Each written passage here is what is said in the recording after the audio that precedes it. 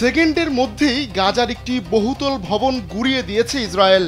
শুক্রবার ধারণ করা ফুটেজে দেখা যায় গাজা শহরের পশ্চিমে ওই সুউচ্চ ভবন মুস্তাহা টাওয়ারে বিমান হামলা চালায় ইসরায়েল। এতে মুহূর্তেই ধসে পড়ে ভবনটি। এ সময় আশপাশের আতঙ্কিত মানুষজনকে ছুটোছুটি করতে দেখা যায়। স্থানীয় একজন বাসিন্দা জানান, চোখের পলকেই পুরো ভবনটি ধসে পড়েছে। এত ধ্বংসযজ্ঞের মধ্যেও আমরা টিকে আছি। পরে এক বিবৃতিতে ইসরায়েলের প্রতিরক্ষা বাহিনী ওই ভবন লক্ষ্য করে বিমান হামলা চালানোর কথা স্বীকার করেছে। যথারীতি তাদের অভিযোগ, ভবনটি নাকি ফিলিস্তিনি যোদ্ধারা ব্যবহার করছিল।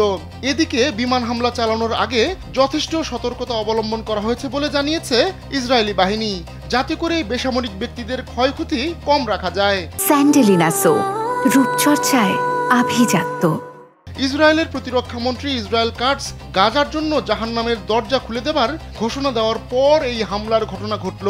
সোশ্যাল মিডিয়া এক্সে এক পোস্টে তিনি লেখেন, একবার এই দরজা খুলে গেলে তা আর বন্ধ হবে না।